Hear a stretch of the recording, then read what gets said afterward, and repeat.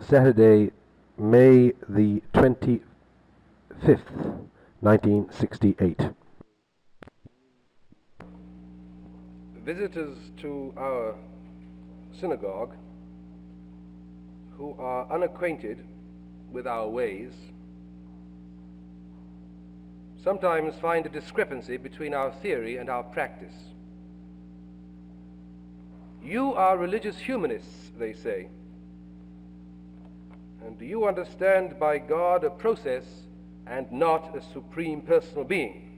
Yet we constantly find you repeating prayers which to us, as outsiders, do not belong to a religious humanist universe of discourse. How can you explain yourselves? We are living in a world where no one can get away with anything. We all have to explain ourselves. Let us admit then that there is in all truth a discrepancy between our theory and our practice in this synagogue. We certainly do not wish to claim that our current mode of worship on Sabbath morning adequately reflects what we would like to do here on Sabbath morning. The whole paraphernalia of synagogue worship as such, as handed down from the past, is, if the phrase be permitted, of theological second-class citizenship to begin with. The very names that we give to the services in the synagogue speak of this theological second-class citizenship. The morning service, shacharit; the afternoon service, mincha; the additional service, musaf, all relate to ideas which have come down to us from the past. These three designations originally referred to sacrifices in the temple.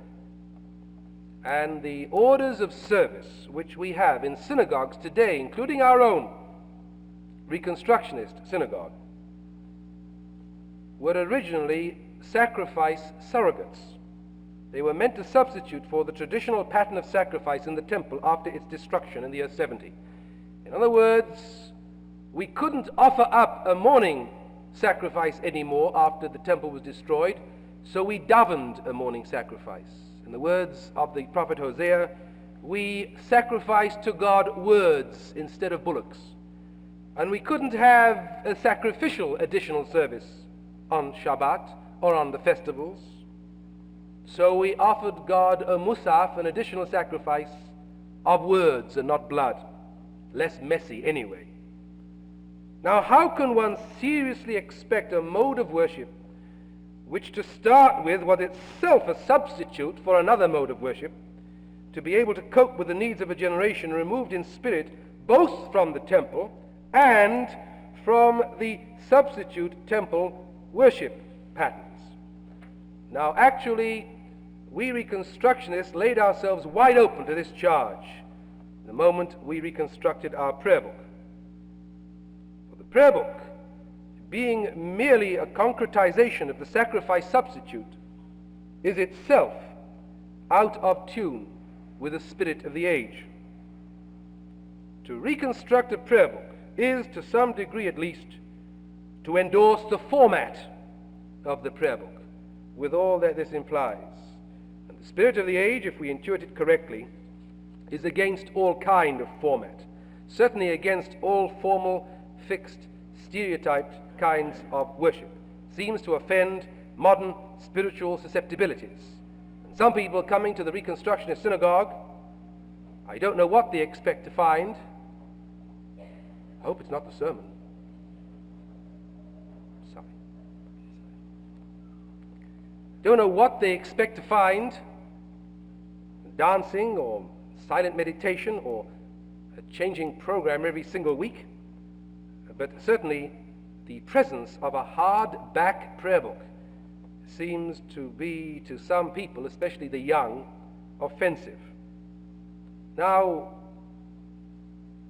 to my way of thinking, an anthology of readings or meditations and devotions, which one did not have to follow slavishly on a rigid basis, might be more suitable for the needs of the times and far more consonant with the religious humanist philosophy which places human needs before human creeds than even a reconstructed prayer book. But there would have to be some kind of pattern and system even there. Such an anthology, moreover, would fit more suitably into the pattern of evolving worship which we have, I think, somewhat unsuccessfully tried to build around a study theme. In our Sabbath morning services, we do try to study, and we do try to make study a central point, but I don't see how we can really have study in the synagogue until we can have discussion in the synagogue. And whereas some synagogues seem to be able to have discussion in the synagogues, we seem to have a great deal of reaction to discussion in the synagogues. And when a few years ago, after a good deal of pressure, I finally decided to introduce a question and answer period in the synagogue on Sabbath morning, some people were delighted and some people threatened to resign. And of course we have to pay the bills. And a small, tightly knit synagogue of devoted idealists would be wonderful, but it would have to meet in Central Park and not 15 West 86th Street. And there's the rub. Now, of course, sometimes the same kind of people ask the same kind of questions each week. And sometimes the questions weren't even related to the theme of the sermon. It was a good occasion to get something off one's chest. And I think that perhaps we were deficient somewhat in our knowledge and understanding of group dynamics. Nevertheless, I think it was a failure. Not trying it, but not succeeding. And I still feel that there should be some way, some method of having a discussion. I happen to believe that the number of people is not half as important as the way that they're sitting. And I don't feel as a rabbi I have a dog's chance sitting up here or standing up here in this kind of a shape. And I hope that when we ultimately build our new synagogue, Bimheira B'Yameinu, Amen V'Amen, we will have a synagogue in the round.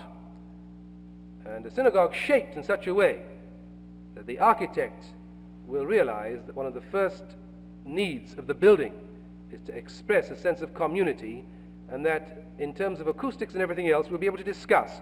You know, when the House of Commons was bombed during the war, they had an opportunity of building a fabulous building on its site. They had plenty of room, but Churchill insisted, and no one said him nay, that the reconstructed House of Commons should be exactly as big and no bigger than the old one, which had been around for quite a few hundred years. Now, the old one was archaic and practical in one sense. You were just kept a sword's length from the man on the other side of the chamber so that he couldn't thrust you through if you said something particularly anguishing or agonizing in the course of debate. In other words, men took their swords inside, and if somebody made you broigas and you could thrust, but you couldn't krich over because there wasn't that amount of space in between. Now, that wasn't the reason why Churchill did that. You see, as with a mitzvah, very often it starts for one reason and then it acquires an entirely new rationale. The new rationale that Churchill realized was not the matter of swords, because people could come in with concealed pistols and go bang bang, and distance was no object. It had been discovered that the size of the House of Commons led to the exclusion of a special kind of phoniness in debate. If you have a big chamber and a lot of people, you can be awfully phony and get away with murder. You can read from a manuscript, and somebody else can have written the manuscript for you, and nobody knows. The business of other people writing speeches today has become big business. Chotchik, you'd think they'd conceal the fact, but they don't. They're proud of it. They advertise. This was a speech given by so-and-so, written by so-and-so, courtesy of so-and-so, costumes and makeup by so-and-so. But Churchill felt that the ability of the House of Commons to force those who debated to use a modicum of notes and to give of themselves in the cut and thrust of debate was an absolutely essential quality in the democratic way of life in England, and helped the resolution of some of the problems of debate. It cut down the possibilities of a man hogging the floor for hours on end, and it enabled the possibility of men intervening in the middle of a debate and a discussion, and the ability for the right kind of debater to be able to fit in the right kind of place. I don't know whether it's helped a great deal, but certainly I think we all understand the idea behind it. And therefore, perhaps one day we will advance a little more in introducing more study into our services. Although I was very pleased when Dr. Heschel telephoned me during the week and said how delighted he was to be with all of you last week and how much he enjoyed the service. And he said, I liked the sermon. He said, no, it wasn't a sermon. and I took that as a compliment. He said it was more of a lecture, and I think this is what should be in the place of a sermon in a synagogue. I mention this simply because I feel that perhaps to some extent we do succeed, but without the discussion that is essential for education, we're not going to be able to take it a stage further. So I hope the Synagogue and the Ritual Committee will bear in mind that this chapter may be temporarily closed, but not permanently closed in the history of the SAJ. Now, an anthology, I think, would have been better than a prayer book on any reckoning, because a fixed prayer book does tend to predetermine the format of the Sabbath morning service. And yet, we must remember that the book was reconstructed many, many years ago. Life has changed radically in the ensuing years. And that the founders of Reconstructionism, those who edited this prayer book, were wise to make haste slowly in this respect. A reconstructed prayer book conceived as an interim measure between the extremely old and the radically new performs an educational service in itself, even when used on a quasi-traditional pattern. And by raising the question of change by implication each time it is opened, it can act as a bridge between the old and the new, even if awareness of that bridge is only a half-conscious awareness. What is involved in this reinterpretation is, in effect, a reconstruction of a basic sanctum in Jewish life. We are in the middle of the throes of a radical phase of evolution in the whole concept of Shabbat as the day of the Spirit in the Jewish week. And we are at the same time in an age of flux such as the world has not seen before. And therefore, I think the reconstructing of the prayer book, although from this vantage point one can disagree with it, saved the older generation for Reconstructionism. I think we might have scared people away if we'd gone too far. Even now in 1968, we can still scare people away by going too slow. To move slowly in implementing a religious humanist program in an age, and especially in a city when Jewish congregations tend to be heterogeneous, is something which has to be borne in mind. Too much haste will alienate the conservatives, and too little haste alienates the radicals. Looking around the congregation this morning, I am pleased to see that we have all ages of the chronological spectrum represented. I don't know what it means, but I know the interpretation I would like to give it. So it is a matter of trial and error. And I would like to draw your attention this morning to a prayer on page 163 of the prayer book, which I'd like you to open now, which we read a few moments ago, and I hope we didn't just sing it, but also thought about it a little. But I'm afraid there is the danger in singing that our minds are elsewhere, and the value of the singing therefore becomes that much diminished. The prayer for a month of blessing on page 163 in the prayer book. Let me add, by way of a few introductory comments on this prayer, which I would like to go into in some detail this morning with you, that the Jewish calendar is a combination of the solar and the lunar calendar. That is to say, to the lunar year, or the year governed by the months phases of 12 months, an extra month was added at Adar to make up a solar year. The reason for this was that although all the other festivals were movable, the festival of Pesach had to take place in spring. Therefore, if Adar fell too early, another month was added to the lunar year in order to compensate for the difference between Passover's coming and spring. Basic to the calendar in rabbinic days was the proclamation of the new moon. This was the supreme function of the Jewish court of law, the Sanhedrin.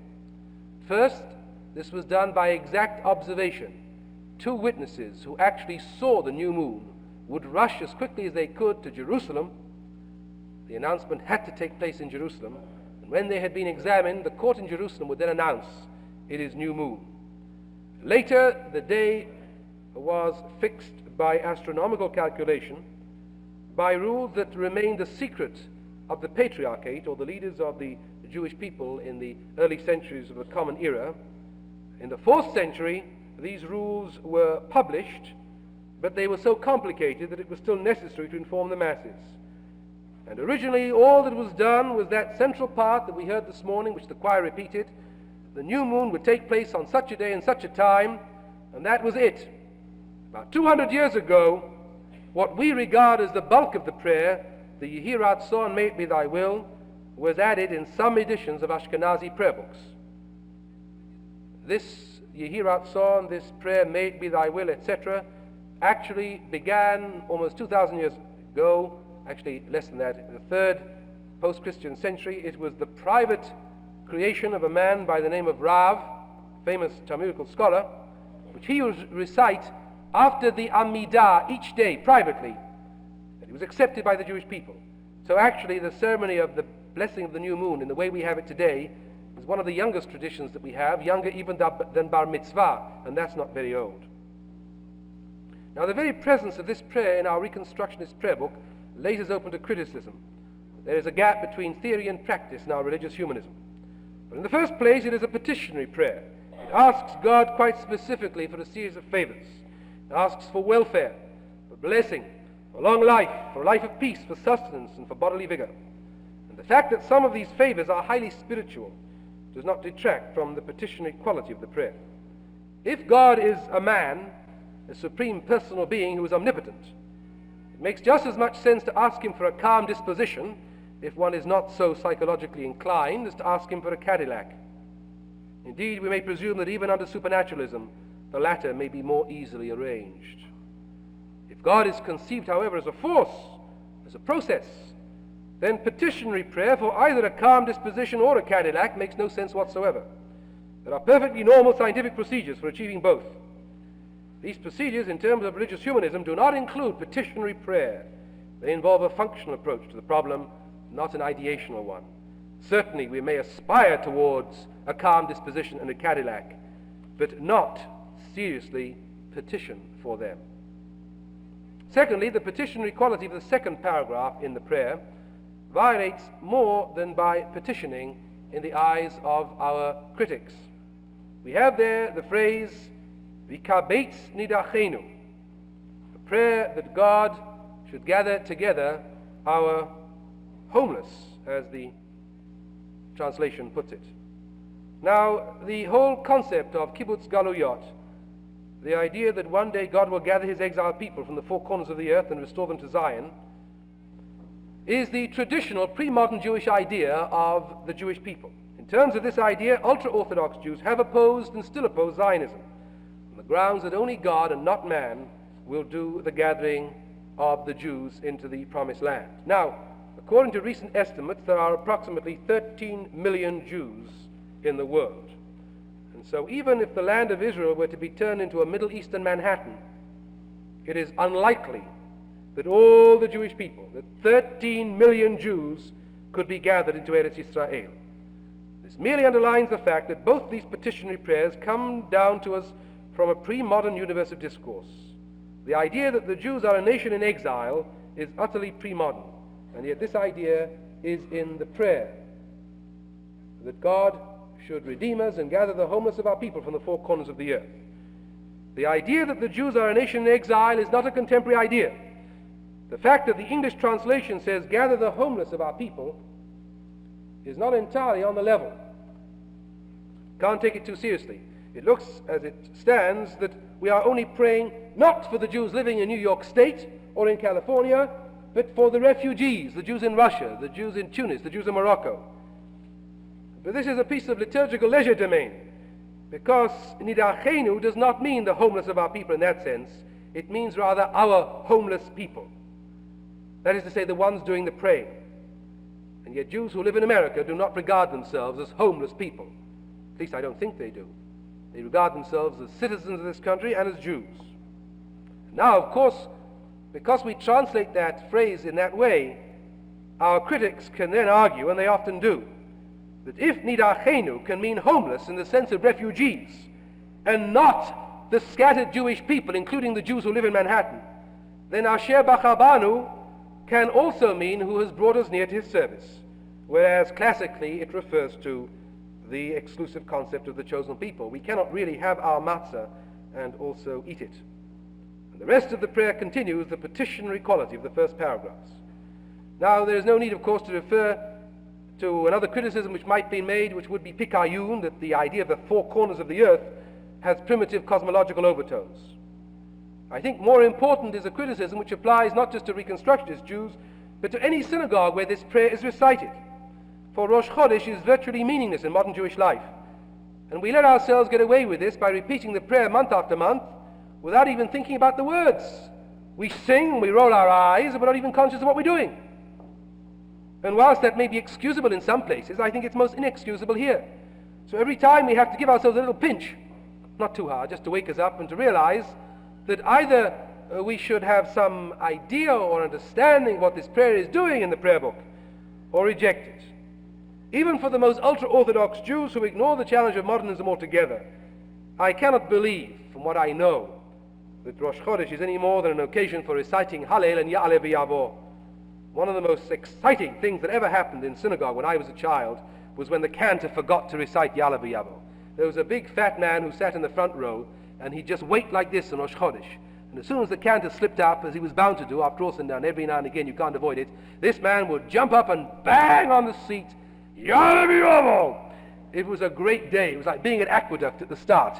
And we children used to rejoice in the front row, not because of the cantor's discomfort as much as it introduced a moment of happiness and excitement into the synagogue service. But apart from that, Rosh Chodesh meant absolutely nothing. And today, unlike a festival like Hanukkah, which was given a new lease of life by being associated with Christmas, and so the Jewish parents had to vie with Christian parents in giving their children presents, and somehow something of the economic stress on Christmas rubbed off on Hanukkah. We don't want to admit this, but the fact is that 50, 60 years ago, Hanukkah was a very, very minor Jewish festival. I remember being at yeshiva on Hanukkah, and it was hardly noticed. It wasn't like a big major festival or even a big fast day. Hanukkah was a time you lit your candles, and maybe you had a few latkes, and maybe you played with the dreidel, but this business of presents and presents and presents, this we owe to Christmas. Not such a bad idea that children don't mind, but it's expensive to keep up with the Smiths next door in this conjunction of Hanukkah and Christmas. How many of the 13 million Jews in the world will know that next Tuesday is Rosh Chodesh Sivan, or will even know what that means, or will care about the fact if they do know? And even of those who do, for how many will Rosh Chodesh merely be a matter of a prayer said or unsaid? Now, I must say that I am overwhelmed by the arguments against keeping the prayer for Rosh Chodesh in the prayer book. And right now, if a vote was taken, I probably would say, well, if all we're doing is rolling our eyes and singing a nice melody and thinking about all sorts of things in the world, but nothing at all about what the words mean and anything else, well, perhaps it might be logical to scrap the prayer and scrap Rosh Chodesh, which already has been virtually scrapped. Unfortunately, logic and consistency alone will not enable us to function again as a living people. To rid either our prayer books or our anthologies of all traditional material, merely because that traditional material reflects a pre-modern universe of discourse, would not be consistency, but a foolish consistency, which Emerson has characterized as the hobgoblin of little minds. We must, of course, in a Reconstructionist synagogue, exclude absolutely the literal, petitionary dimension of these new moon prayers. Perhaps we need a new translation to indicate that our aspirations for these good things in life really, literally do not mean that we are asking someone up there in the sky to give us these things. I am so used to praying these prayers, even in the English, with their anachronistic idiom, with a modern understanding. It takes many years, but you get used to it after a while, that I must say I get a little irritated when people ask the question over and over again. Someone came to me last week and said, Rabbi, if you use the phrase Heavenly Father again, I'll walk out of shul. Well, I mean, it's a little childish. We don't mean there's somebody up there who looks like Dad with a long beard. The phrase Heavenly Father draws our attention to a certain dimension of life. It cannot be expressed in any other way. It has a poetic dimension. It has an emotional overtone. And just because some people who come from another place and will take this literally are going to feel that we're being inconsistent and dishonest and hypocritical, I don't know whether we should take this so seriously. There is a great deal to be said in favor of restoration of these prayers, as long as we are aware of what we are doing. Another objection.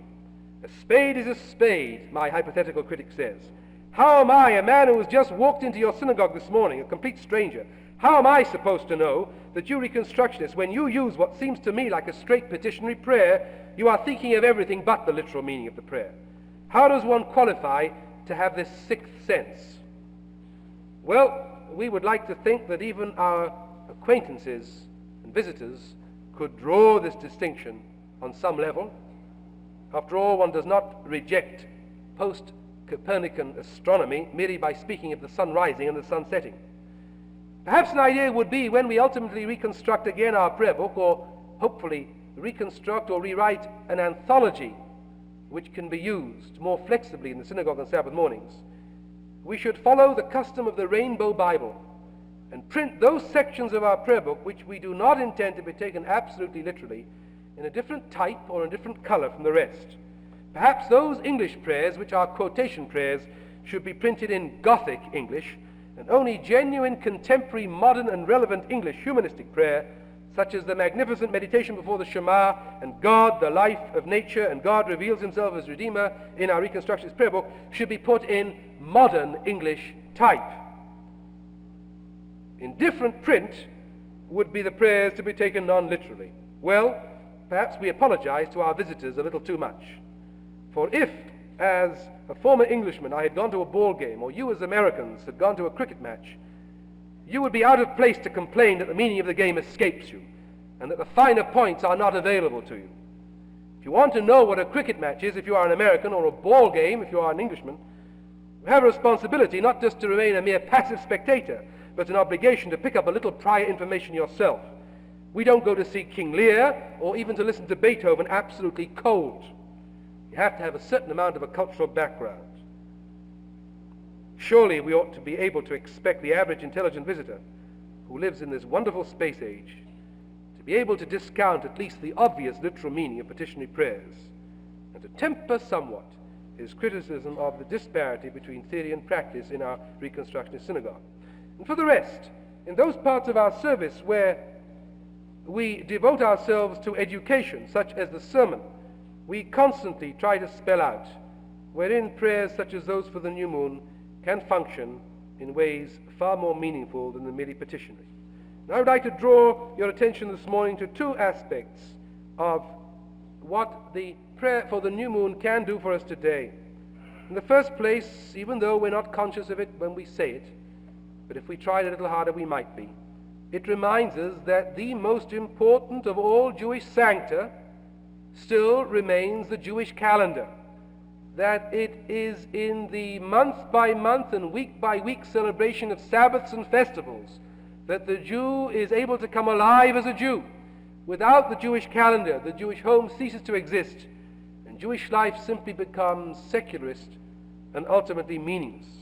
And precisely because the Jewish calendar does not operate on a functional level for us in our primary American civilizational life, all the more can it become a source of spiritual enrichment by introducing a profoundly important dimension of history into our worship. If we look at our lives only in terms of 80 years and 10, our lives are meaningless. It is only when we place our lives in the context and framework of Jewish history and human history that we can be encouraged to continue to work for those causes, those worthwhile causes, which extend beyond our limited lives. Our calendar is a very old calendar, and when we say Rosh Chodesh Sivan will be on such and such a day, we should remind ourselves that we are a very old people. We were once a nomadic group of shepherd tribes in the wilderness, and like all nomadic tribes at that time, many thousands of years ago, we reckoned time entirely by the moon, and that is why Rosh Chodesh still is the moon day for us even now. It's only after our ancestors settled in Palestine and began to observe the agricultural season that they began to reckon according to the position of the sun. For agricultural man, unlike shepherd man, had to know the yearly phases with an accuracy never needed by his unsettled nomadic ancestors. So from this point of view, the reference to the moon in connection with the Jewish calendar should conjure up, at least to some extent, memories of our remote past with all its spiritually immortalizing potential. Moreover, not only is the element of the calendar a potent Jewish sanctum, manifest in a proper recitation and chanting of the prayer for Rosh Chodesh. We remind ourselves that these prayers were written by our ancestors in their own pre-modern idiom, and that one of the prayers was written by an individual rabbi of the third pre-Christian century. And this in itself indicates how the piety of the individual, when it is authentic, spills over into the religious life of the community. When we read these prayers today in a space age which has rejected the old idiom, we are not doing something comparable to using a Ptolemaic textbook or a pre-Copernican textbook on astronomy in an ultra-modern observatory. For astronomy is a science, and therefore in science anything except the latest textbook and the latest idiom is out of place. But Judaism is not a science, it is a civilization of an age-old people. And when we read the ancient prayers in an ancient idiom, we are quoting from the autobiography of that people, reading extracts from our childhood diary, as Dr. Kaplan has so beautifully described the Bible, the childhood diary of the Jewish people. And these ideas enshrine profound spiritual teachings, directly and indirectly. Whatsoever values we stand for today and believe in today can only be intensified insofar as we link them with recollections of those who have gone before. That is the difference between civilization and science. Science forgets the past and lives exclusively in terms of the present. Judaism as a civilization must move forward to the future, holding the past and the present together.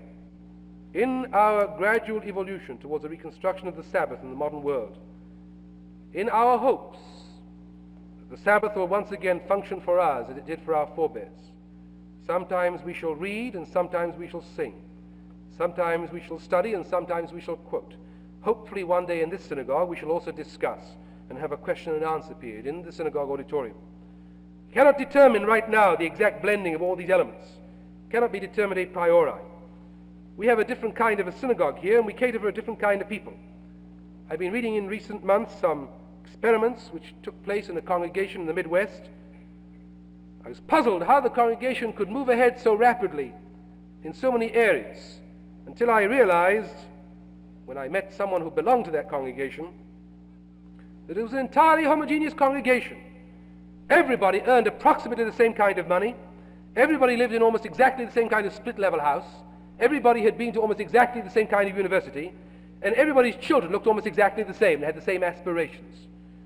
Now that's one kind of a congregation. But here at the SAJ we have a great heterogeneity, which I think is wonderful. I think it's good to have different views and different attitudes. It's very difficult when you have a heterogeneous congregation to move forward and satisfy everybody. There'll always be a group of people who want to push forward, and there'll always be a few people who want to stay behind. And my idea of progress is to move forward with everybody. I would regard it as a total failure, a human failure on our part, if in our anxiety to ram Reconstructionism down the throats of a few, we were to alienate even so much as one single member of our congregation. Of course, it can't be avoided, but then people are alienated for non-Reconstructionist reasons also, and then cheerfully use Reconstructionist reasons as a peg to hang their discontent on. A synagogue, to me, like a human being, is a parallelogram of forces, covered by a huge skin, and all sorts of interesting things are going on there. And slowly we crick along, and hopefully we do it together, and that in the process of time there is a mutual understanding. We cannot blend the cocktail of our Jewish life exactly together. It is a matter for trial and error. The different proportions will depend upon many factors, not the least the quality of our congregation, but all these elements will be transcended by one all-embracing factor, the need for historical consciousness. Now that, I know, is what is so difficult for visitors to the SAJ to accept. And if I may say so, it is what is apparently most difficult for long-standing Reconstructionists to accept. Somehow the discussion and the sermon and the lecture and the immediacy of current ethical problems seems to have meaning. But there seems to be great resistance to the incorporation of that modern relevance within the context and within the framework of the past. And I have to repeat, as Rabbi, we've all got to stick together and see this through and learn that in the ongoing life of a civilization, we have to take the past with us. No one can accuse us at the SAJ of taking the past with us in its entirety, but we cannot jettison the past. Now we look at our newspapers today, and I've deliberately avoided the subject of Colombia this morning. We look at our papers today, and all over the world we see rampage and mob riots. And I say, what does this all mean? I am going to lay myself wide open and give you one answer. One factor which I believe is responsible all over the world, whether in Colombia or in Berkeley or in France or wherever else, men are in the streets trying to do the kind of creative societal work which ultimately can only be done within the halls of the legislature. We have thrown off completely the past and think we can live in terms of the present. I feel so much like an old gray-haired fuddy-duddy standing here and saying this that I wish I didn't have to say it, because I know I will be accused of being a reactionary and an orthodox Jew. I gave a lecture a few weeks ago, and after I went, some people said he's too orthodox, and some people said he's not orthodox enough, and I thought I was right in the middle. So as long as that can be the case, I don't mind. We have thrown away the past, deliberately and consciously. We thought we were scientific and clever. We need only live in terms of the present. We have given lip service to the synagogue, even to Reconstructionism and the SAJ, but it was a game. We didn't really mean it, and you know we didn't really mean it. The mitzvot and the brachot and tradition and history, it was a talking point.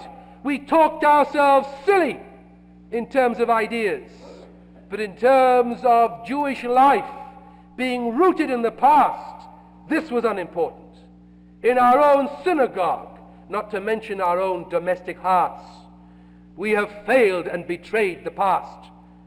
And the past is now rearing its head against us and will destroy us if we do not take note. Human life is not scientifically to be controlled. Human life is a subtle and delicate blending of the past, the present, and the future. I am not saying that the past must be taken as it is. I am no defender of the Shulchan Aruch. I'm tired of being accused of kicking the Orthodox Jews from this pulpit on Sabbath morning. I'm always criticizing the Shulchan Aruch approach. But there is a difference between those who throw the whole book of Jewish tradition at you and those who find a fault with every single tradition and every single point of contact with the past. Everything has to be flexible. Everything has to be ad hoc. Nothing is firm, nothing is stable, nothing to be determined, nothing to be relied upon. Everything is an ad hoc situation. Wonderful, wonderful if you're living on the campus, and wonderful if you're living in Greenwich Village, and wonderful if you're a student living in Paris on the left bank. But oy vey tsaros if you are a young father and mother trying to raise a child, or a mother, or a father, or a brother, or a sister trying to live life where life is lived. Life is not on the campus, nor on the left bank of the Seine. Life is in the domestic home. If we lose the battle in the home, it is lost in the colleges. The schools will not save us, nor will the colleges save us, because the people that go to the schools and go to the colleges are the ones who pass through the homes. And if the crucial values are not mediated to them at the right time, they will not have values. Now those young men and women, and those old men and women, who in France and in Europe and in America are today in the streets deliberately trying to destroy society, not reconstruct society. Let's not kid ourselves. Some of them are trying to reconstruct society, but many of them would be as lief see society disintegrate. And then what would they do? They'd have an ad hoc organization, a new SDS, which would run America on a day-to-day basis. I'll settle for President Johnson rather than Mr. Rudd. And I don't like Mr. Johnson, and you know that. But I'll settle for President Johnson rather than Mr. Rudd.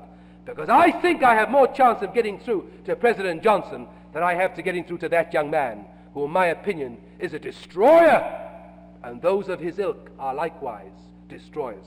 It seems to me that those students from Colombia with whom I've discussed this problem in the last 2 weeks are beginning to see themselves that all is not what it appears, that indeed there are a handful of people who would like to see the university closed down, not to be reformed, but would like to see the university go up in flames. And there are people in France who would like to see that.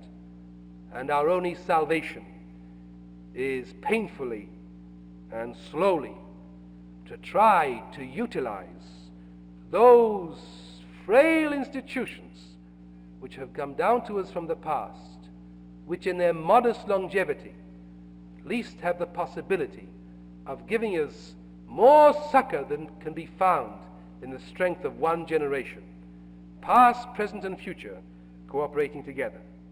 And what is true on the general scene is even more true in Jewish life today. Some of the many problems which we spend hours trying to solve at our conferences and conventions are the old picture of locking the stable door when the horse has already bolted. What we have to do is to try to do a little bit of work in the stable first before coming out with brilliant ideas of how to wipe up the mess that we have participated in creating. Ladies and gentlemen, I present to you Yehi Ratzon. Do we have to scrap this prayer? Do we have to abolish this prayer? Are we going to sit here for month after month and just sing it with our eyes rolling? Or could we at least once a year, when in synagogue this beautiful prayer is recited to beautiful music, think that it speaks of the Jewish calendar, and ask ourselves what we are doing about the Jewish calendar, and remind ourselves that those institutions painfully built up in the spirit of evolution over the ages may have many defects, and some of them have to be scrapped. But if we scrap all of them, we are going to have to start the work of civilization all over again. And I don't see any evidence that the brains of the committee members who are going to run the brave new radically destroyed society in the making are going to offer us anything much better than some of the tragedy we've had before. Only insofar as the modern Jew sees himself as a member of a people in a correct historical perspective will the Sabbath, which has already undergone so many unconscious transformations in the course of our long history, once again be made meaningful and made to function meaningfully in the life of our people. Reading, song, study, and quotation will all combine in historical perspective to satisfy the deep spiritual needs of the modern Jew, and to strengthen him in his resolve to leave the synagogue and go out into the world because of what has happened to him in the synagogue, to create with fellow Jew and fellow man Yom Shekulo Shabbat Umunucha Lechaye Olamim, the Sabbath era of civilization when all men hopefully shall live in peace. Amen.